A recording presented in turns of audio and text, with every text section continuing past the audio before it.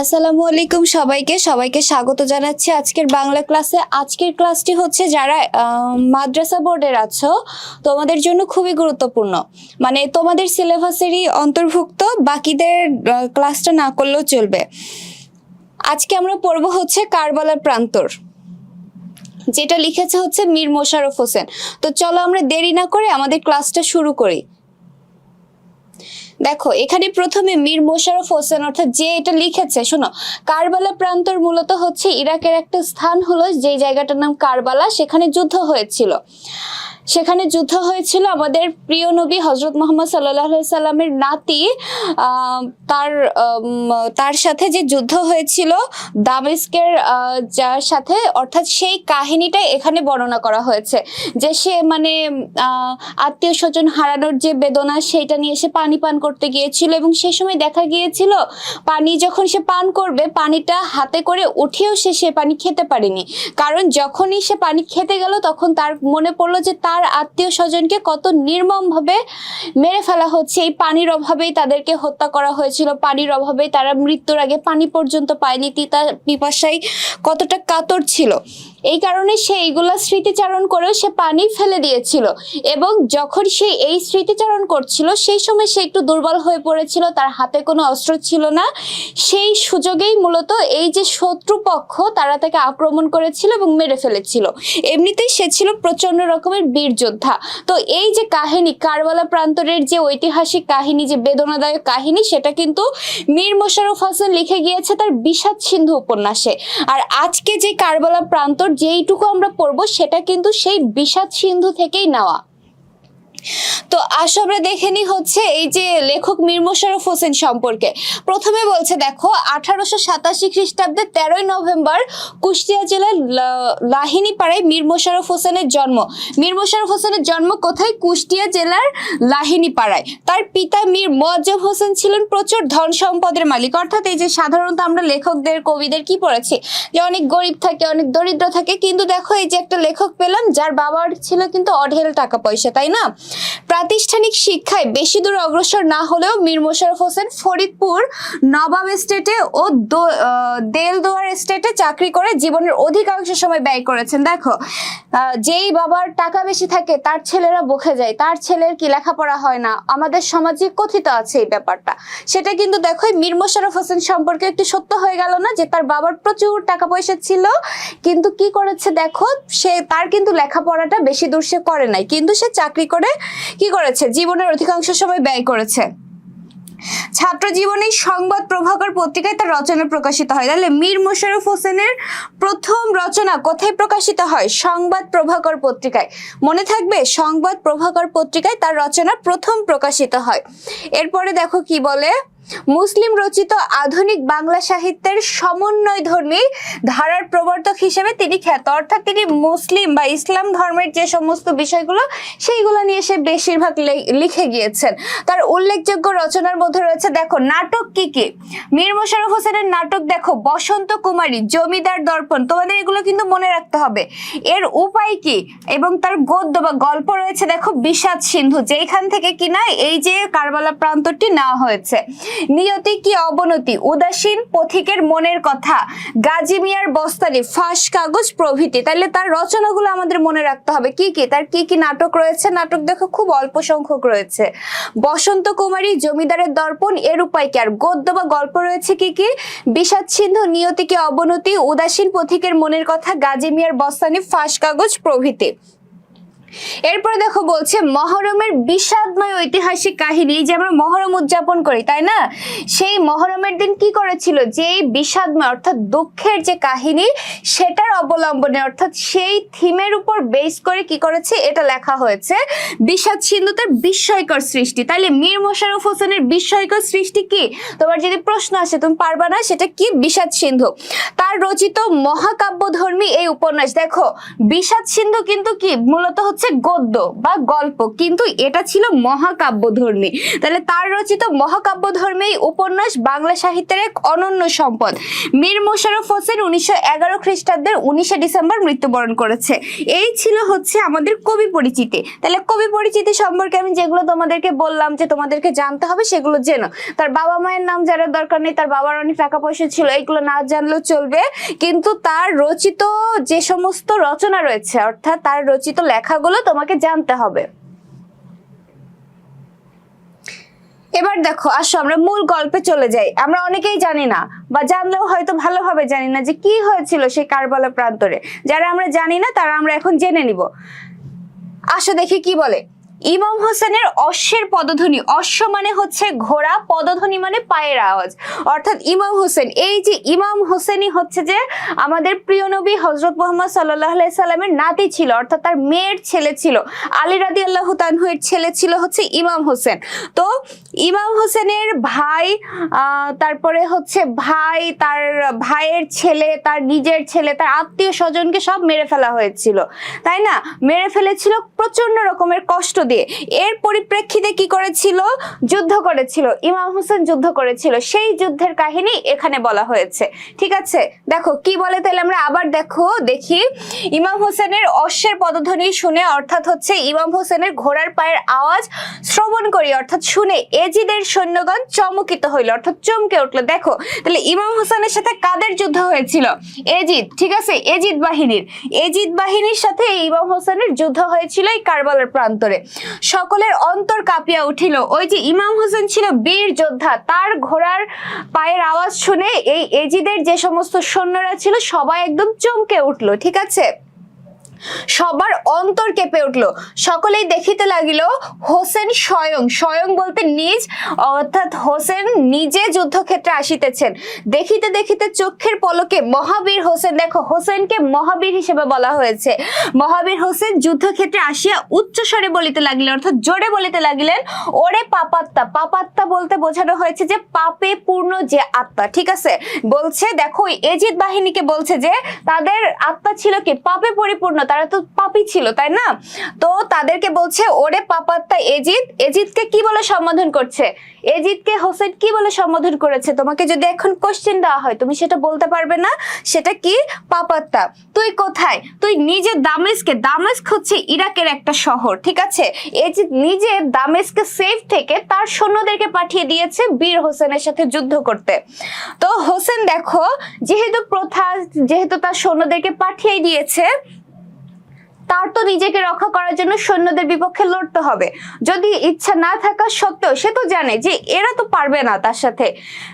যে দামেস্কে থেকে, অর্থাৎ যে এজিদ নিজে এত বাড়াবাড়ি করলো, সে নিজে কিনা সেফ থাকলো, তার সৈন্যদেরকে পাঠিয়ে দিল। তো এজিদ পর্যন্ত পৌঁছানোর জন্য হলেও কিন্তু হোসেনের কি করা লেগেছে? সেই এজিদের সৈন্যদের বিপক্ষে লড়াই করতে হয়েছে। তো লড়াই করে তাদেরকে পরাজিত করার পরে সে কি করেছে? এজিদের কাছে এসেছে এবং বলেছে যে তুই নিজে দামেস্কে বসে থেকে তুই হচ্ছে যে কি করলি, তো সৈন্যদেরকে পাঠিয়ে দিলি, রণস্থলে পাঠাইয়াছিস। রণস্থল বলতে বোঝানো হয়েছে যুদ্ধক্ষেত্র।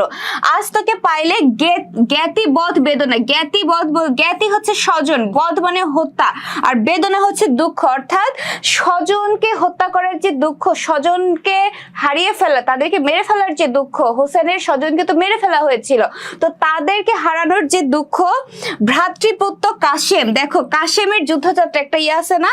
তো দেখো এই যে কাশেম ছিল কে? হোসেনের ভাইয়ের পুত্র, ভাইয়ের ছেলে।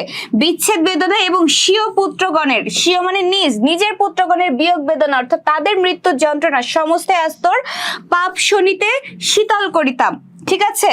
পাপ শনিতে শীতল করিতাম।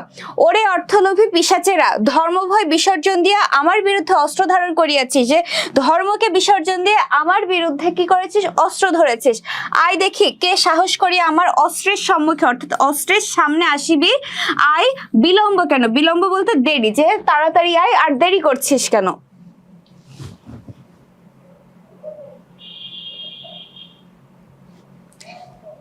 এরপরে দেখো বলছে জিত পক্ষীয় সর্বশ্রেষ্ঠ যোদ্ধা আব্দুর রহমান। এটা হবে এজিদ, ঠিক আছে? জিত পক্ষীয় না, এজিদ, অর্থাৎ এজিদদের পক্ষের সব থেকে সর্বশ্রেষ্ঠ মানে সব থেকে বীর যোদ্ধার নাম কি ছিল? আব্দুর রহমান, এটা কিন্তু অনেক ইম্পর্টেন্ট, তোমার পরীক্ষা আসবে এটা, যে এজিদ বাহিনীর সর্বশ্রেষ্ঠ বা বীর যোদ্ধা কে ছিল এজিদ বাহিনীর মধ্যে, তার নাম হচ্ছে আব্দুর রহমান।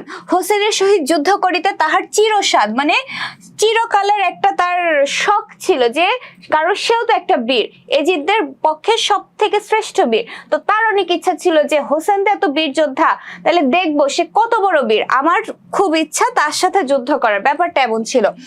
অষ্টপৃষ্ঠে আরোহণ করি, অর্থাৎ ঘোড়ার পিঠে চেপে সেই আব্দুর রহমান অশ্বি চালনা করিতে করিতে হোসেনের সম্মুখে আসে বলিতে লাগলেন, দেখো অশ্বি মানে হচ্ছে তরবারি, তো আব্দুর রহমান কি করেছে, ঘোড়ার পিঠে চেপে তরবারি চালাতে চালাতে হোসেনের সামনে এসে বলতে লাগলো, হোসেন তুমি আজ শোকে তাপে মহা কাতর, বোধহয় আজ 10 দিন তোমার পেটে অন্ন নাই, অন্ন বলতে খাবার, তাহলে কতদিন তার পেটে অন্ন ছিল না, খাবার ছিল না, 10 দিন। পিপাসায় কণ্ঠ তালু বিশুষ্ক, বিশুষ্ক বলতে একদম কাতর, পিপাসায় যে গলা একদম শুকিয়ে কাঠ হয়ে যায় সেই বিষয়টা বলছে। এই কয়েকদিন কেন বাঁচিয়া আছো বলিতে পারি না, আর কষ্ট ভোগ করিতে হইবে না, শীঘ্রই তোমার মনের দুঃখ নিবারণ করিতেছি। নিবারণ বলতে বোঝানো হয়েছে শেষ করিতেছি, অর্থাৎ সে বলছে যে এত কষ্ট করে, খাবার নাই, পানি নাই, পিপাসায় তুমি কাতর, এত কষ্ট করে এখনো কেন তুমি বেঁচে আসো, আমি তোমাকে মেরে ফেলবো এবং তোমার এই দুঃখ থেকে তোমাকে আমি কি করব, মুক্তি দিব। বড় দর্পে অশ্ব চালনা, দর্পে বলতে সাহসের সাথে অশ্ব চালনা, অর্থাৎ ঘোড়া চালিয়ে বেড়াইতেছ, এই আব্দুর রহমান তোমার সম্মুখে দাঁড়াইলো, যত বল থাকে অর্থাৎ যত শক্তি থাকে, অগ্রে বলতে সামনে তুমি আমাকে আঘাত করো, তোমার বল বুঝিয়া দেখি, অর্থাৎ তোমার শক্তি আমি একটু দেখি যে কেমন, যদি আমার অস্ত্রাঘাত সহ্য করিবার উপযুক্ত হও আমি প্রতিঘাত করিব, আমার অস্ত্রের আঘাত যদি তুমি সহ্য করতে পারো তাহলেই আমি তোমার সাথে যুদ্ধ করব, নতুবা ফিরিয়া যাইয়া তোমার নাই হীন ক্ষীণ দুর্বল যোদ্ধাকে খুঁজিয়ে তোমার সহিত যুদ্ধ করিবার জন্য যুদ্ধক্ষেত্রে পাঠিয়ে দিব, যে আমি তো বীর, তুমি আমার সামনে একটু অস্ত্র চালনা করো, আমি একটু দেখি যে তোমার সাথে আমার যুদ্ধ করা যায় কিনা, যদি তুমি পারো আমার অস্ত্র সহ্য করতে তাইলে আমি তোমার সাথে যুদ্ধ করবো, না হলে তোমার মতন এরকম দুর্বল এরকম ভীত একটা যোদ্ধাকে বেছে আমার বাহিনী থেকে তোমার সাথে যুদ্ধ করতে পাঠাবো, শুধু শুধু তোমার সাথে এত বড় বীর আমি যুদ্ধ করে সময় নষ্ট করব না, ব্যাপারটা এরকম, ঠিক আছে। এবার দেখো বলছে, হোসেন বলিলেন এত কথার প্রয়োজন নাই। হোসেন তখন এত সবকিছু শুনে বলছে যে এত কথা বলার তো কোনো দরকার নাই, আমার বংশ মধ্য কিংবা জ্ঞাতি মধ্য, অর্থাৎ আমার বংশ আমার জাতির মধ্য অগ্রে অস্ত্র নিক্ষেপের রীতি থাকিলে তুমি এত কথা কহিবার সময় পাইতে না। তাইলে হোসেনের বংশের কি রীতি ছিল যে আগে কাউকে অস্ত্র নিক্ষেপ করা যাবে না, যদি তোমাকে কেউ আঘাত করে তারপরেই তুমি তার সাথে যুদ্ধ করতে পারবে, তাকে আঘাত করতে পারবে, তার আগে পারবে না। তো সেটাই বলছে যে আমার বংশে যদি থাকতো যে আগে অস্ত্র নিক্ষেপ করার, তাহলে তুমি আমার সামনে দাঁড়িয়ে এত কথা বলার সুযোগ পেতে না, আমার সাথে তোমার যুদ্ধ করতে হলে তোমাকে আগে আমাকে আঘাত করতে হবে, না হলে আমি তোমাকে কি প্রতিঘাত করতে পারবো না, ঠিক আছে। দেখো বলছে অস্ত্রই বল পরীক্ষার প্রধান উপকরণ, কেন বিলম্ব করিতেছিস, অর্থাৎ এত দেরি করছিস কেন, যে কোনো অস্ত্র হোক একবার নিক্ষেপ করিলেই তোর যুদ্ধ স্বাদ মিটাইতেছি, বিলম্বে তোর মঙ্গল বটে, মানে দেরি করলে তোর মঙ্গল বটে, কিন্তু আমার অসহ্য, অসহ্য মানে তোর দেরি হচ্ছে, দেরি করলে তোর জন্য সেটা মঙ্গলকর হবে, কিন্তু আমার জন্য এই যে ওয়েট করা এটা আমার পক্ষে সহ্য করা সম্ভব হচ্ছে না, কারণ সে তো তার যে প্রিয়জন মারা গিয়েছে তাদের যে হারানোর যে বেদনা তার মধ্যে রয়েছে, যে কষ্ট তার মধ্যে রয়েছে, সেটাতে সে তো অলরেডি জর্জরিত, তো যারা তাকে খুন করেছে সেই খুনি যদি তার সামনে দাঁড়িয়ে থাকে তাহলে তাকে সহ্য করা তো আসলেই সম্ভব না, তাই না।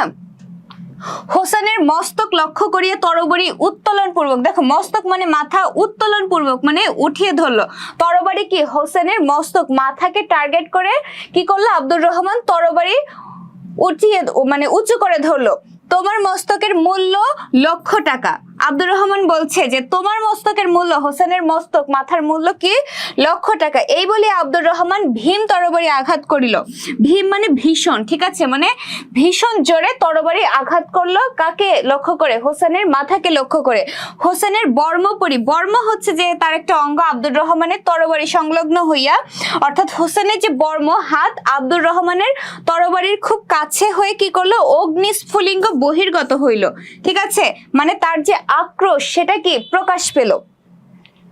রহমান লজ্জিত হইয়া পলায়নের উপক্রম করিল, ঠিক আছে, সে হাত দিয়ে কি করলো, তাকে যে লক্ষ্য করে আঘাত করতে চাইলো তাকে কি কুপকাত করে ফেললো, তাকে তার নিয়ন্ত্রণে নিয়ে ফেললো। এবার এইটা দেখে কি করলো, আব্দুর রহমান ভয় পেয়ে সেখান থেকে পালিয়ে গেল।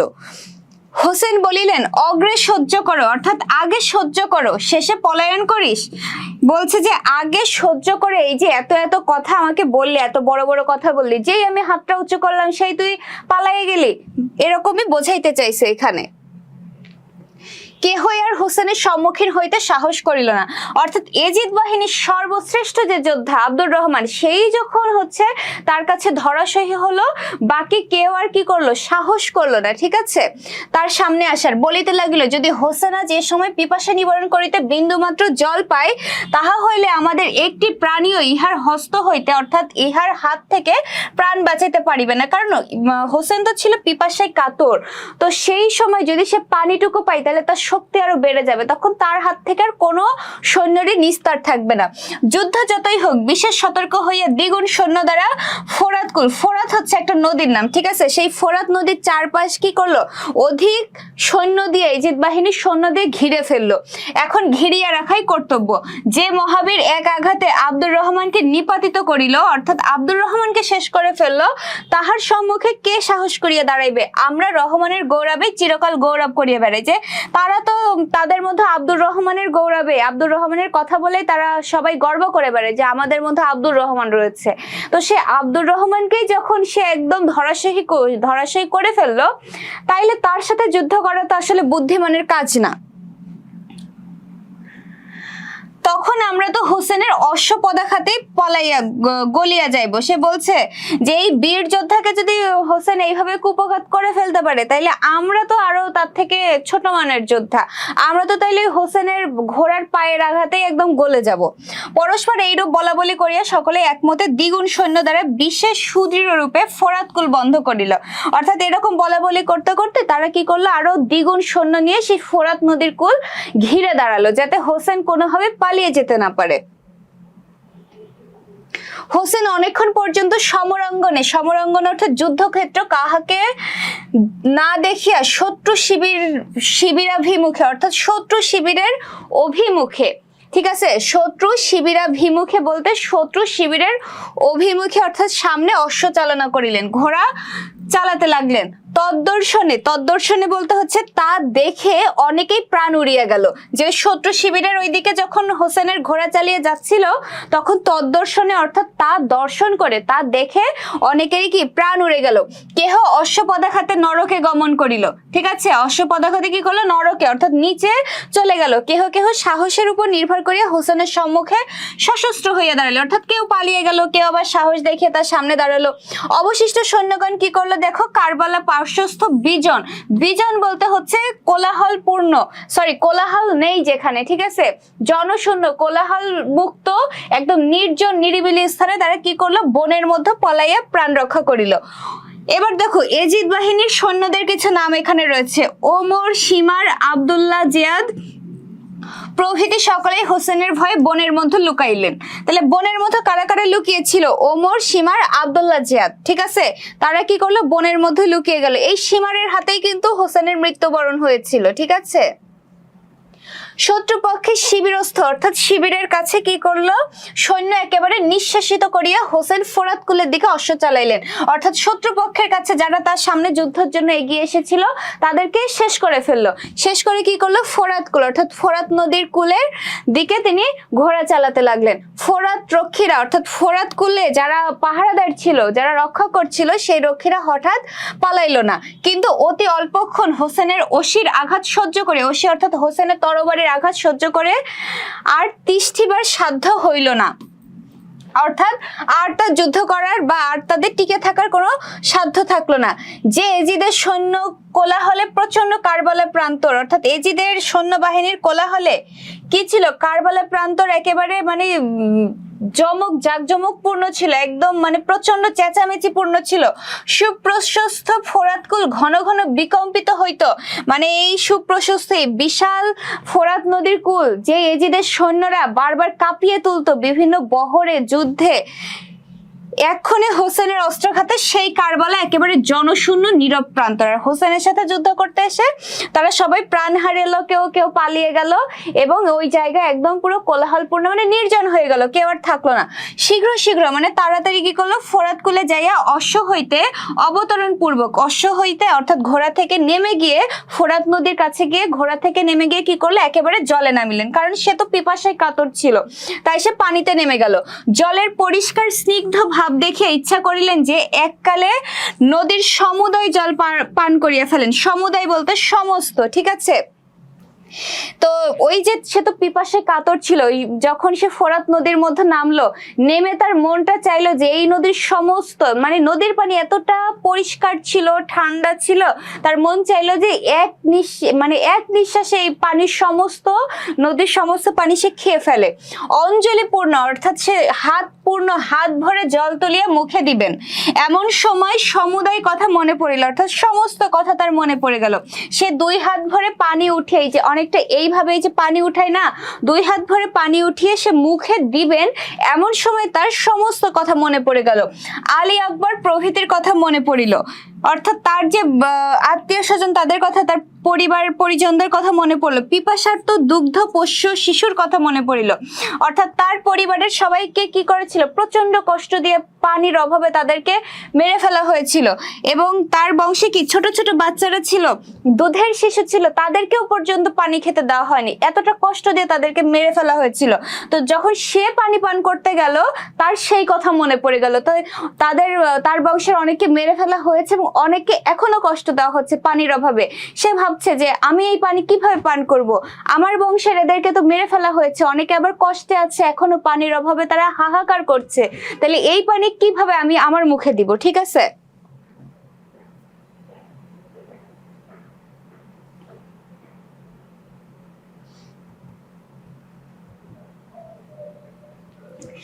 এক বিন্দু জলের জন্য ইহারা কত লালায়িত হইয়াছে, অর্থাৎ এক বিন্দু জলের জন্য তারা কতটা অধীর হয়েছিল, কত কাতরতা প্রকাশ করেছে, অনেক কাতর হয়ে বলেছে যে আমাকে একটু পানি খেতে দাও, এক বিন্দু পানি আমাদেরকে দাও, কিন্তু তাদেরকে দেওয়া হয়নি, কত কষ্ট ভোগ করিয়াছে এই জলের নিমিত্তই, এই জলের জন্যই, নিমিত্ত বলতে বোঝানো হয়েছে জন্যই, তাইলে এই পানির জন্যই আমার পরিজনেরা পুত্রহারা অর্থাৎ ছেলেহারা, পতিহারা বলতে স্বামীহারা, ভ্রাতৃহারা বলতে ভাই হারা হয়ে মাথা ভাঙিয়া মরিতেছেন, অর্থাৎ এই যে এই প্রিয়জনদের হারিয়ে তারা কি মর্মবেদনায়, মনের বেদনায় তারা একদম পুরো কি কাতর হয়ে গিয়েছে। আমি এখন শত্রু হস্ত হইতে অর্থাৎ শত্রুর হাত হইতে ফোরাত কুল উদ্ধার করিয়া সর্বাগ্রেই নিজে সেই জল পান করিব, অর্থাৎ ওই নদীর পানি খেয়ে তারা জীবিকা মানে তারা জীবন ধারণ করত, তো তারা ঘিরে রেখেছিল। এখন সে বলছে আমি এই ফোরাত কুল, এই নদীর পানিকে আমি মুক্ত করলাম শত্রুপক্ষের সাথে যুদ্ধ করে, এখন তাদেরকে ফেলে, যারা কষ্টে আছে তাদেরকে ফেলে কিভাবে আমি এই পানি পান করব, নিজের প্রাণ পরিতৃপ্ত করিব, অর্থাৎ নিজের পিপাসা নিবারণ করব, আমার প্রাণের মায়াই কি এত অধিক হইল, ধিক আমার প্রাণে, অর্থাৎ সে তার নিজের প্রাণকে, নিজের মনকে নিজে ধিক্কার দিচ্ছে, যে কারণ সে তো পানি তুলেছে খাওয়ার জন্য, মুখে দেওয়ার জন্য, সেই সময় তার এই সমস্ত মনে পড়ছে। এই জলের জন্য আলী আকবর আমার জিহ্বা পর্যন্ত চুষিয়াছে। দেখো পিপাসায় কতটা কাতর ছিল আলী আকবর, যে কিনা পিপাসার জন্য হোসেনের জিহ্বায় যতটুকু মানে লালা থাকে, যতটুকু রস থাকে, সেটা পর্যন্ত সে চুষে মানে পিপাসে কতটা কাতর ছিল, একবার তাহলে চিন্তা করো তোমরা।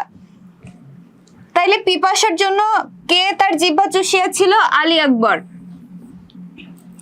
এক পাত্র জল পাইলে আমার বংশের উজ্জ্বল মণি মহাবীর কাশেম আজ শত্রু হস্তে প্রাণ ত্যাগ করিত না। কাশেম হচ্ছে কি হোসেনের ভাইয়ের ছেলে, ঠিক আছে। তাহলে তার ভাইয়ের ছেলের নাম কি ছিল? কাশেম। সেই কাশেম যদি এক বিন্দু পানি পেত তাহলে তাকে আর কি মৃত্যুবরণ করতে হতো না, শত্রুর হাতে প্রাণ ত্যাগ করতে হতো না, ঠিক আছে, কারণ তারা কি পিপাসা নিয়ে যুদ্ধ করেছিল, অনেক কষ্ট পেয়ে তারা মারা গিয়েছিল। এখনো যাহারা জীবিত আছে তাহারাও তো শোক তাপে কাতর হইয়া পিপাসে মৃতবধ হইয়া রহিয়াছে। মৃতবধ বলতে কি মৃত্যুর মতো অবস্থা, অর্থাৎ সে মুমূর্ষ, যে কোনো সময় মারা যাবে, এত কষ্ট পাচ্ছে এখনো পর্যন্ত পিপাসায়, তাহলে সে কি করে সেই পানি পান করবে? এ জল আমি কখনোই পান করিব না, ইহ জীবনেও আর পানি পান করিব না। ইহ জীবন বলতে জীবন থাকাকালীন, বেঁচে থাকাকালীন সে আর কখনো পানি পান করবে না, তাদের কষ্টে সে বলছে এই কথা বলিয়া হস্তস্থিত জল নদী গর্ভে ফেলিয়া দিয়া তীরে উঠিলেন। হস্তস্থিত বলতে কি, হাতের মতো যে জল সে নিয়েছিল, সে কিন্তু হাতে জল উঠিয়ে এই কথাগুলো চিন্তা করছিল।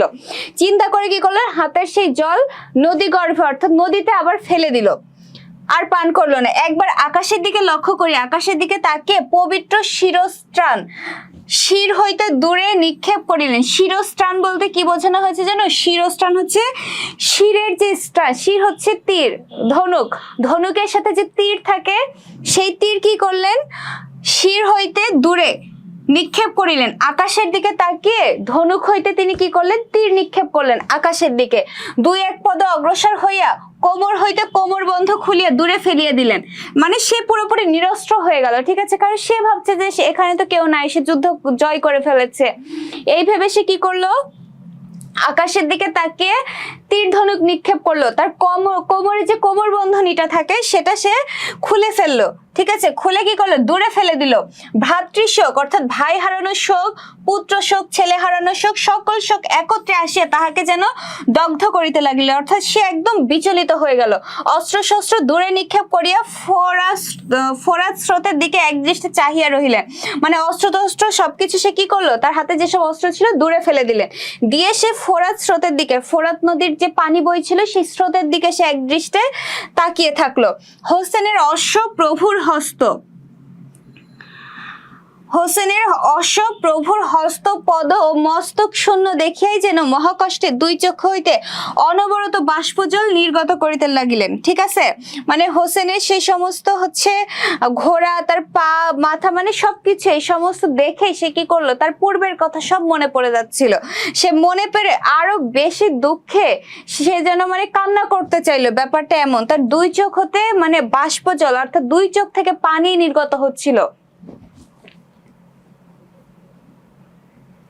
আব্দুল্লাহ জোয়াদ, এই যে দেখো এজিদ বাহিনীর সেই সৈন্যরা আব্দুল্লাহ জেয়াদ, ওমর, সীমার আর কয়েকজন সৈনিক যাহারা জঙ্গলে লুকাইয়া ছিল, তাহারা দূর হইতে দেখিল যে ইমাম হোসেন জলে নামিয়া অঞ্জলিপূর্ণ জল তুলিয়া পুনরায় ফেলিয়া দিলেন, পান করিলেন না, ঠিক আছে। মানে ওই যে বনের মধ্যে যারা লুকিয়েছিল, কেউ কেউ তো মানে সাহস দেখে তার সামনে যুদ্ধ করেছিল, আর কেউ কেউ যে ওই যে বিজন স্থানে কি করলো, পালিয়ে গিয়েছিল জঙ্গলের মধ্যে, তারা আবার দূর থেকে এগুলো দেখছিল যে হোসেন অঞ্জলি পূর্ণ হাতে পানি পূর্ণ করে পানি তুলে সে আবার কি করলো, ফেলে দিল।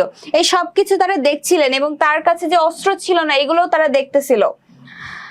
এত দর্শনে অর্থাৎ এই সমস্ত দেখে ওই কয়েকজন একত্রে ধনুর্বাণ হস্ত অর্থাৎ তীর ধনুক হাতে হোসেনকে ঘিরিয়ে ফেলিল। তারা বুঝে গিয়েছে যে সে পানি পান করে নাই, পিপাসে কাতর রয়েছে, মানে সে আর পানি পান করবে না। তারপরে কি, তার অস্ত্র শস্ত্র সে সব দূরে ফেলে দিয়েছে, সে ছিল নিরস্ত্র। সেই অবস্থায় যদি তাকে একটু ধরাশয়ী করা যায়, ব্যাপারটা এমন ছিল, তাই না, যে অস্ত্র থাকলে তো তার সাথে পারবে না, এখন তো সে নিরস্ত্র, লুকিয়ে লুকিয়ে দেখলো কাপুরুষের মতো। হোসেন স্থিরভাবে দাঁড়াইয়া আছেন, কাহাকেও কিছু বলিতেছেন না। ওই যে এজিদের সৈন্যরা তাকে ঘিরে ফেললো, আবার এটা দেখে সে কাউকে কিছু না বলে সে স্থির হয়ে নিজের জায়গায় দাঁড়িয়ে থাকলো। স্থিরভাবে স্থির নেত্রে ধনুর্ধারী শত্রু দিককে দেখিতেছেন। সে মানে স্থির নেত্র বলতে বোঝানো হয় চোখ, স্থির নেত্র মানে সে এক চোখে কি করলো, শত্রুদের দিকে তাকিয়ে দেখছিল, মুখে কোনো কথা নাই। এমন নিরস্ত্র অবস্থায় শত্রু হস্তে পতিত হইয়া মনে কোনো প্রকার শঙ্কা নয়, অর্থাৎ তার আর মনে কোনো ভয় কাজ করবে না, কারণ সে জানে এবার সে কি করবে, মারা যাবে।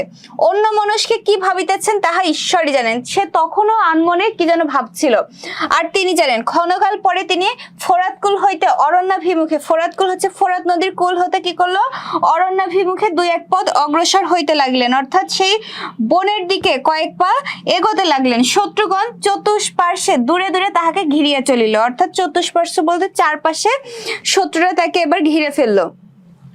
যাইতে যাইতে জিয়াদ পশ্চাৎ দিক হইতে তাহার পৃষ্ঠে লক্ষ্য করিয়া এক বিষাক্ত লৌহস্বর নিক্ষেপ করিল, ঠিক আছে। পশ্চাৎ দিক অর্থাৎ পেছন থেকে কে করলো, দেখো জিয়াদ, ঠিক আছে। জিয়াদ একটা ধনুক কি করলো, খুবই কি বিষাক্ত ধনুক তার পেছন থেকে পিঠের দিকে কি করলো, লক্ষ্য করে তার দিকে ছুঁড়ে মারলো। কতটা কাপুরুষ ছিল যে দেখো সামনাসামনি কিন্তু আঘাত করতে পারে নাই, পেছন থেকে আঘাত করেছে।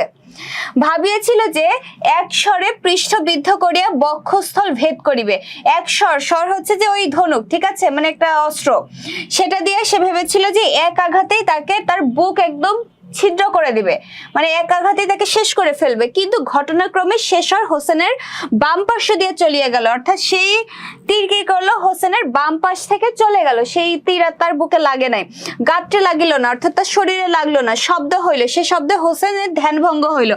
অর্থাৎ সে যে অন্যমনস্ক হয়েছিল, ওইসব চিন্তা করছিল, এই যে তীরের শব্দে তার তখন হচ্ছে যে সে আবার চেতনা ফিরে পেল, ঠিক আছে, তার ধ্যান ভেঙে গেল। তাহার পর ক্রমাগতই, অর্থাৎ তারপর পরপরই কি করলো, স্বর নিক্ষেপ্ত হইতে লাগলো, অর্থাৎ চারিদিকে পরপর তার দিকে আবার তীর নিক্ষেপ করতে লাগলো। কিন্তু একটিও ইমামের অঙ্গে বিদ্ধ হইল না, একটাও ইমামের শরীরে লাগলো না। সীমার স্বর সন্ধানে বিশেষ পারদর্শী ছিলেন না বলে খঞ্জন হস্ত করিয়া যাইতেছিলেন। খঞ্জর বলতে বোঝানো হয় হচ্ছে ছুরি। খঞ্জর মানে কি, খঞ্জর মানে ছুরি। দেখো ওই যে এজিদ বাহিনীর একজন যোদ্ধা ছিল সীমার, সে কি করতো, তীর ধনুক চালানোতে সে পারদর্শী ছিল না, এই কারণে সে কি করলো, ছুরি নিয়ে হোসেনের দিকে ছুটে আসলো। এত তীর নিক্ষিপ্ত হইতেছে, একটিও হোসেনের অঙ্গে লাগিতেছে না, কি আশ্চর্য, ঠিক আছে, এটা অনেক আশ্চর্যের বিষয়। সীমার এই ভাবিয়া জিয়াদের হস্ত হইতে তীর ধনু গ্রহণ পূর্বক হোসেনের পৃষ্ঠদেশ লক্ষ্য করিয়া একটি স্বর নিক্ষেপ করিলেন। সীমার এই সমস্ত চিন্তা করতে করতে কি করলো, জিয়াদের হাত থেকে একটা তীর ধনুক নিয়ে নিয়ে কি করলো, দেখো পৃষ্ঠদেশ অর্থাৎ তার পিঠের দিকটা লক্ষ্য করে কি করলো, একটি স্বর নিক্ষেপ করলো, একটি তীর নিক্ষেপ করলো। তীর পৃষ্ঠে লাগিয়ে গ্রীবাদেশের এক পার্শ্ব ভেদ করিয়া চলিয়ে গেল। গ্রীবা বলতে বোঝানো হয় হচ্ছে ঘাড়, ঠিক আছে, ঘাড় বা কাঁধ। তো সেই ওই তীরটা কিন্তু তার হাতে, তার গায়ে লেগেছিল, তার পৃষ্ঠদেশ থেকে তার ঘাড় ভেদ করে ছিদ্র করে কি করলো, চলে গেল। সেদিকে হাসানের ভ্রুক্ষেপ নাই, ঠিক আছে, সেদিকে হাসান না, এটা হবে হচ্ছে কি হোসেন, না, হোসেনের ভ্রুক্ষেপ নাই, সেদিকে হোসেনের ভ্রুক্ষেপ নাই। হোসেনের গায়ে যে তীর লেগেছে, রক্তপাত হচ্ছে, তার ওদিকে কোনো খেয়াল নাই, এমন গভীর চিন্তায় নিমগ্ন আছেন যে শরীরের বেদনা পর্যন্ত ভুলিয়া গিয়েছে, মানে শরীরের আঘাত তার কিছুই মনে হচ্ছে না। যাইতে যাইতে অন্য মানুষকে একবার গ্রীবাদেশ বিদ্ধস্থান হস্ত দিয়ে ঘর্ষণ করিলেন। অর্থাৎ সে তো যাচ্ছিল কি অরণ্যের দিকে, বনের দিকে, তো যেতে যেতে সে যখন তার গায়ে লাগলো তখন অন্য মনস্ক হয়ে সে তার যে স্থানে তীর লেগেছিল সেখানে একটু হাত দিয়ে ঘষলেন, ঠিক আছে, জলের নাই বোধ হইলো, অর্থাৎ ওই যে রক্ত লাগলো সে ভেবেছিল ওটা বোধহয় পানি। করতলের প্রতি দৃষ্টিপাত করিয়া দেখিলেন জল নহে, গ্রীবা নিঃসৃত সদ্য রক্ত, অর্থাৎ ঘাড় থেকে নিঃসৃত, ক্ষতস্থান থেকে নিঃসৃত একদম তাজা রক্ত। তার কাছে মনে হয়েছিল যে বোধহয় পানি লেগেছে। যখন সে হাতে করে নিয়ে সামনে দেখলো তখন সে দেখলো না, এটা তার নিজের একদম তাজা রক্ত। রক্ত দর্শনে হোসেন চমকিয়া উঠিলেন। সে তখন আবার চেতনা ফিরে পেল এবং চমকে উঠল। আজ ভয় শূন্য মনে ভয়ের সঞ্চার হইল, কারণ সে তখন বুঝে গিয়েছে যে এবার আর তার নিস্তার নেই। দেখো সে কিন্তু ভীরু ছিল না, সে সবাইকে কিন্তু কি করেছিল, পরাজিত করেছিল, কিন্তু তারা তো লুকিয়েছিল। সে পরাজয় ভেবে কি করলো, পানি যখন পান করতে গেল সে ছিল নিরস্ত্র, সে আবার অন্যমনস্ক হয়ে গিয়েছিল। তার যে মনের যে দুঃখ বেদনা, সেই অন্যমনস্ক অবস্থায়, নিরস্ত্র অবস্থায় তাকে হত্যা করা হয়েছিল। এমনিতে কিন্তু সে কিন্তু দুর্বল ছিল না। আজ ভয় শূন্য মনে, অর্থাৎ সে জেনে গিয়েছে যে তার মৃত্যু এবার কি নিশ্চিত হয়ে এসেছে। সভয়ে চতুর্দিকে চাহিয়ে দেখিলেন, অর্থাৎ সে ভয়ের সাথে চারদিকে দেখতে লাগলো। আব্দুল্লাহ জিয়াদ, অলিদ, ওমর, সীমার এবং আরো কয়েকজন সেনা চতুর্দিক ঘিরিয়া যাইতেছে। তাইলে এই সৈন্যদের নাম মনে থাকবে তো, আব্দুল্লাহ জিয়াদ, অলিদ, ওমর, সীমার, আব্দুর রহমান, আরো কি কি এই সৈন্যগুলোর নাম মনে রাখবা। আরো কয়েকজন সেনা কি করলো, চারদিক তাকে ঘিরে ফেললো। সকলের হস্তে অর্থাৎ হাতেই তীর ধনুক। ইহা দেখিয়া চমকিত অর্থাৎ চমকে উঠলো। যে সমুদায় বসনের মহাত্মে নির্ভয় হৃদয় ছিলেন, অর্থাৎ তার সমগ্র হৃদয়ে কি ছিল, মুনতাসির প্রত্যয় আপু এটা কি সিলেবাসে আছে? এটা মাদ্রাসা বোর্ডের সিলেবাসে আছে, ঠিক আছে, তোমাদের লাগবে না এটা। যে সমুদায় বসনের মহাত্মা নির্ভয় হৃদয় ছিল, অর্থাৎ সে তো ছিল ভয়হীন, তৎসমুদায় পরিত্যাগ করিয়া তরবারি, তীর, নেজা, বল্লম, বর্ম অর্থাৎ এই সমস্ত হচ্ছে তার যন্ত্রপাতিগুলোর নাম বলছে, তার যে অস্ত্র ছিল সেইগুলোর নাম বলছে। কিছুই সঙ্গে নাই, কেবল দুখানি হাত মাত্র। যে মানে হোসেনের কথা বলছে, তার কাছে তো অস্ত্রে সুসজ্জিত ছিল সে, কিন্তু এমন সময় তাকে ঘিরে ধরলো যে সময় সে ছিল পুরোপুরি নিরস্ত্র, এবং এই কারণে তার মনের মধ্যে কি ভয় ঢুকে গিয়েছিল, যে কারণ তাকে অলরেডি কি আঘাত করা হয়েছিল। অন্যমনস্ক ভাবে দুই এক পদ করিয়া চলিলেন, মানে অন্যমনস্ক হয়ে সে আবার এক দুই পা চলতে থাকলো। শত্রুরাও পূর্বপদ ঘিরিয়া সঙ্গে সঙ্গে চলিল, শত্রুরাও তার সাথে সাথে যেতে লাগলো। কিছু দূর যাইয়া হোসেন আকাশপানে দুই তিনবার চাহিয়া, দেখো আকাশপানে কয়বার চাইলো, কয়বার তাকালো, দুই তিনবার তাকিয়ে ভূতলে পড়িয়া গেল। আকাশের দিকে দুই তিনবার তাকিয়ে সে ভূতলে মাটিতে পড়ে গেল। বিষাক্ত তীরবিদ্ধ ক্ষতস্থানের জ্বালা, তার আঘাত লেগেছিল যে স্থানে, সেখানে সে জ্বালা যন্ত্রণায়, পিপাসার জ্বালা, শোক, তাপ, বিয়োগ, দুঃখ, নানা প্রকার জ্বালায় অধীর হয়ে, মানে তার তো সবকিছুতে যে যন্ত্রণা ছিল সেই সব যন্ত্রণা এক হয়ে সে একদম অধীর হয়ে গেল। জিয়াদ এবং ওমর প্রভৃতি ভাবিল যে হোসেনের মৃত্যু হইয়াছে। ওই যে মাটিতে পড়ে গেল, তারা ভাবলো যে হোসেন বোধহয় মারা গিয়েছে। কিছুক্ষণ পরে হস্তপদ সঞ্চালনের ক্রিয়া দেখিয়া, মানে কিছুক্ষণ পরে সে আবার হাত পা একটু নাড়ালো, সেটা দেখে নিশ্চয়ই হোসেনের মৃত্যু মনে করিল না। মৃত্যু নিকটবর্তী জ্ঞান করিয়া কিঞ্চিত, মানে সামান্য দূরে স্থিরভাবে দণ্ডায়মান, সামান্য দূরে স্থিরভাবে তারা দাঁড়িয়েছিল, কিন্তু তারা কিন্তু তার সামনে আসছিল না, তারা তাকে কি করছিল, অনুসরণ করছিল, এবং মাটিতে পড়ে যাওয়া দেখে ভাবলো এই বোধহয় হোসেন মারা গেল। একটু পরে আবার হাত পা নড়া দেখে তারা আবার ভাবলো যে না, সে মারা যায়নি, হয়তোবা মৃত্যুর কাছাকাছি। হোসেন জীবিত আছেন, উঠিবার শক্তি নাই। অন্য মানুষকে কি চিন্তায় অভিভূত ছিলেন তিনিই জানেন, কি যে এত চিন্তা করছিল তিনিই জানে। চক্ষু মেলে, অর্থাৎ চোখ মেলে বক্ষের উপর খঞ্জর হস্তে সীমারকে দেয়া বলিতে লাগিলেন। অর্থাৎ সে যখন চোখ মেলল তখন দেখলো কি সীমার কি করছে, তার বক্ষের উপর, বুকের উপরে কি ছুরি হাতে বসে আছে, এবং সেটা দেখে সে বলল তুমি ঈশ্বরের সৃষ্ট জীব, তুমি আমার বক্ষের উপর বসিলে, বলছে তুমি আল্লাহ সৃষ্ট জীব, তুমি কিনা আমার বুকের উপর বসলে। সীমার, আমি এইখানেই মরিব, এখনই মরিব, বলছে যে সীমার আমি তো এখনই মরে যাব, বিষাক্ত তীরের আঘাতে আমি অস্থির হয়েছি, বক্ষের উপর হইতে নামিয়ে আমার নিঃশ্বাস ফেলতে দাও, যে আমি তো মরেই যাব, আমাকে আর কষ্ট দিও না, আমার বুকের উপর থেকে নেমে পড়ো, আমাকে একটু নিঃশ্বাস নিতে দাও, একটু বিলম্ব করো, অর্থাৎ একটু দেরি করো, একটু বিলম্বের জন্য কেন আমাকে কষ্ট দিবে, যে একটু দেরি হবে আমাকে, আমি মারা যেতে হয়, মারা তো আমি যাবো নিশ্চিত, হয়তো আমার একটু দেরি হচ্ছে, তো একটু দেরির জন্য আমাকে এত কষ্ট আর দিও না, আমার বুকের থেকে নেমে যাও, আমি যতক্ষণ মানে বাঁচি ততটুকু একটু নিঃশ্বাস নিয়ে আমার একটু কম কষ্ট হোক। আমার প্রাণ বাহির হইয়া গেলে মাথা কাটিয়া লইও, যে আমি যখন মারা যাব তখন আমার মাথাটা কেটে নিও, একবার নিঃশ্বাস ফেলিতে দাও, আজ নিশ্চয়ই আমার মৃত্যু, ক্ষণকাল অপেক্ষা করো, ক্ষণকাল বলতে কিছু কাল, অর্থাৎ আর সামান্য কিছু সময় একটু অপেক্ষা করো, আজকেই আমার মৃত্যু হবে, এবং আমি কি মৃত্যু যন্ত্রণায় ছটফট করছি, তাই না। অতি কর্কশ্বরে সীমার বলিল, অর্থাৎ অত্যন্ত বাজে ভাবে তখন সীমার কি বললো, দেখো আমি তোর বুকের উপর চাপিয়া বসিয়াছি, মাথা না কাটিয়ে উঠিব না। তখন কি ছিল জানো, যুদ্ধের একটা ইয়া ছিল যে পরাজিত করার মানে হচ্ছে তার মাথা কেটে নেওয়া। তো তখন সীমার বলছে যে আমি যখন তোর বুকের উপর বসেছি উঠে, তোর মাথা না কেটে আমি তোর বুকের উপর থেকে নামবো না, যদি অন্য কোনো কথা থাকে বল, বুকের উপর হইতে একটু সরিয়া বসিব না, যে তোর যদি অন্য কোনো কিছু বলার থাকে সেটা বল, তোর বুকের উপর থেকে নেমে পড়ার কথা আমাকে বলিস না, আমি তোর বুকের উপর থেকে নামবো না। হোসেন তখন বলল, দেখো সীমার, তাহা হইলে শীঘ্রই মাথা কাটিয়ে ফেল, যে তাই যদি হয় তাহলে তাড়াতাড়ি আমার মাথা কেটে ফেল, অনর্থক আমাকে কষ্ট দিয়া তোমার কি লাভ হইতেছে, তুমি যদি আমার বুকের উপর থেকে মাথা না কেটে নামতে না চাও তাহলে আর দেরি করো না, তাড়াতাড়ি আমার মাথাটা কেটে নাও, শুধু শুধু আমাকে আর যন্ত্রণা দিও না, বন্ধুর কার্য করো, যে বন্ধুর মতো কাজ করো, আমার যন্ত্রণা একটু কমাও, আমার মাথাটা কেটে ফেলে আমাকে মুক্তি দিয়ে দাও। আমি তো সাধ্যানুসারে চেষ্টা করিতেছি, খঞ্জরে না কাটালে আমি আর কি করিব। তো দেখো সীমার তখন বলছে, তাহলে দেখো কার হাতে তার মৃত্যু হয়েছিল, সীমারের হাতে, ঠিক আছে। সীমার তখন বলতেছে যে আমি তো আমার সাধ্য অনুযায়ী ছুরি দিয়ে গলা কাটার চেষ্টা করছি, কিন্তু ছুরিতে কাটছে না তোর গলা, তো আমি কি করব। কেন কাটছে না বলতো? ওই স্থানে তার নানা যান অর্থাৎ নবী সাল্লাল্লাহু আলাইহি সাল্লাম কি করেছিল? চুমু খেয়েছিল। যেহেতু নবী সাল্লাল্লাহু আলাইহি সাল্লামের ঠোঁটের স্পর্শ হচ্ছে তার গলাতে, এই কারণে সেখানে কি করছিল? ছুরিতে কাটছিল না, ঠিক আছে? হোসেন বলিলেন, সীমার তোমার বক্ষের বসন খোলো দেখি, অর্থাৎ তোমার বুকের কাপড়, বসন বলতে কাপড়, তোমার বুকের কাপড় খোলো, বুকের কাপড় সরিয়ে ফেলো, আমি একটু দেখবো। তো এই কথা শুনে সীমার তখন বলছে, কেন?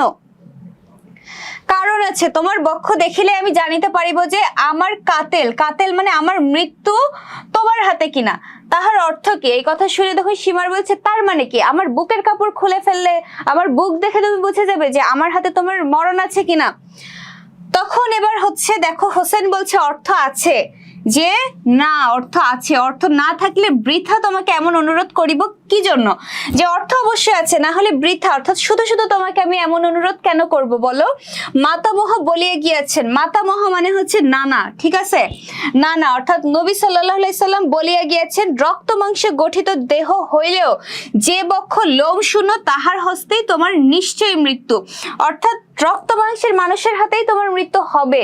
সবাই তো রক্ত মাংসের মানুষ, কিন্তু যার বুকে কোনো পশম থাকবে না, যার বুকে কোনো লোম বা পশম থাকবে না, তার হাতেই তোমার মৃত্যু হবে। দেখো আমাদের মধ্যে কিন্তু প্রচলিত আছে একটা কথা, যে সমস্ত ছেলেদের বুকে পশম নাই তারা একটু কঠিন প্রকৃতির হয়, ঠিক আছে? তো এইখান থেকেই কিন্তু ওই কনসেপ্টটা নেওয়া, যে যার বুকে পশম নাই সেই কিন্তু এমন নির্দয় হতে পারে, তার হাতেই হোসেনের মৃত্যু হবে।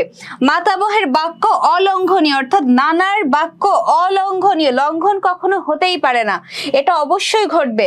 সীমার তোমার বস্ত্র খুলিয়ে ফেলো, অর্থাৎ তোমার কাপড় খুলে ফেলো, আমি একটু দেখি, আমি দেখি, যদি তাহা না হয় তুমি বৃথা চেষ্টা করিতেছো, অর্থাৎ তোমার বুকে যদি পশম থেকে থাকে তাহলে তুমি বৃথাই চেষ্টা করছো, তোমার হাতে আমার মৃত্যু হবে না। আর যদি না থাকে তাহলে অবশ্যই হবে। তো সেটা একটু সে নিশ্চিত হতে চাচ্ছে। সীমার গাত্রের বসন উন্মোচন করিয়া হোসেনকে দেখাইলো, তার গায়ের কাপড় খুলে হোসেনকে দেখাইলো, নিজেও দেখিল, অর্থাৎ দেখলো, কি করলো বলতো? যে না, তার বুকে আসলে পশম ছিল না, তার হাতেই তাইলে তার মৃত্যু হবে। হোসেন সীমারের বক্ষের প্রতি দৃষ্টিপাত করিয়া দুই হস্তে দুই চক্ষু আবরণ করিলেন, অর্থাৎ দুই হাতে দুই চোখ কি করলো? ঢেকে ফেললো। বারবার খঞ্জর ঘর্ষণে হোসেন বড়ই কাতর হইলেন, মানে বারবার যে ছুরি দিয়ে আঘাত করা হয়েছে কিন্তু কাটছে না, এতে সে কি করলো? আরো বেশি কাতর হয়ে পড়েছিল। পুনরায় সীমারকে বলিতে লাগিলেন, আরেকটি কথা আমার মনে হইয়াছে, বুঝি তাহাতেই খঞ্জরের ধার ফিরিয়া গিয়াছে। বলছে যে আমার আরেকটা কথা মনে পড়েছে, বোধহয় এই জন্য তোমার ছুরিতে আমার গলা কাটছে না। সেটা কি? দেখো, তোমার পরিশ্রম বৃথা হইতেছে। সীমার মাতামহ জীবিতাবস্থায় অনেক সময় স্নেহ করিয়া আমার গলদেশ চুম্বন করিয়াছেন। যে নানা যখন বেঁচে ছিলেন তখন, অর্থাৎ নবী সাল্লাল্লাহু আলাইহি সাল্লাম বেঁচে থাকতে অনেক সময় আদর করে তার গলায় চুমু খেয়েছিল।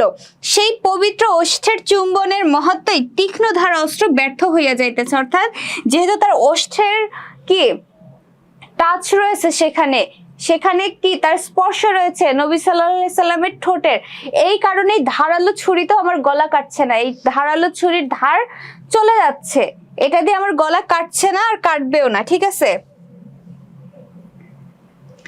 না, তাহা কখনোই হইবে না, এরূপ কিছুতেই কার্যসিদ্ধ হইবে না। দেখো, নিঃশ্বাস ফেলিতে আমার বড়ই কষ্ট হইতেছে, যে তুমি বৃথা চেষ্টা করছো, এখানে গলা কাটবে না আমার, তুমি বৃথা চেষ্টা করছো, এবং এতে কিনা তুমি আমার বুকের উপর বসাতে আমার আরো বেশি কষ্ট হচ্ছে নিঃশ্বাস ফেলতে। শীঘ্র তোমার কার্য শেষ করিলে তোমারও লাভ, আমারও কষ্ট নিবারণ, অর্থাৎ যত দ্রুত আমাকে মেরে ফেলবে তাতে তোমারও লাভ হবে, আমারও কষ্ট থেকে আমি মুক্তি পাবো। তুমি ওই তীরবিদ্ধ স্থানে খঞ্জর বসাও, এখনই ফল দেখিতে পাইবে। বলছে আমার গলা ছেড়ে দাও, তুমি যেখানে আমাকে তীর বিদ্ধ করেছো সেখানে তুমি তোমার ছুরিতে আঘাত করো, দেখো এখনই কাজ হইবে। অর্থাৎ তুমি বুকে আঘাত করো, যেখানে পিঠে আঘাত করো, যেখানে আমার তীর লেগেছিল, তুমি শুধু শুধু গলায় চেষ্টা করে কোনো লাভ হবে না, সেখানে কাটবে না। তোমার কথা শুনিলে আমার কি লাভ হইবে? তখন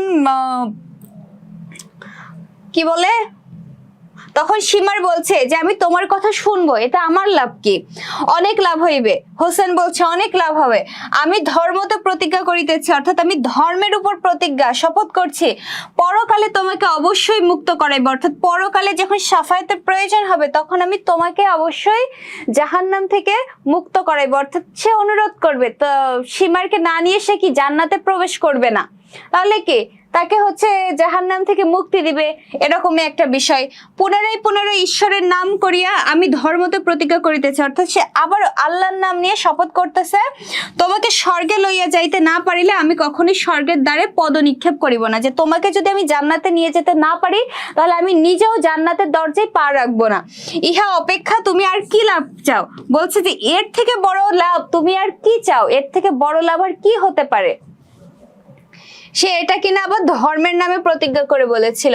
হোসেনের বক্ষ পরিবর্তন করিয়া সীমার তাহার পৃষ্ঠ পরি বসিল, পৃষ্ঠ পরি অর্থাৎ তার পিঠের পরে বসলো। এবার হোসেনের বুকের উপর থেকে নেমে গিয়ে সে তার পৃষ্ঠের উপরে বসলো।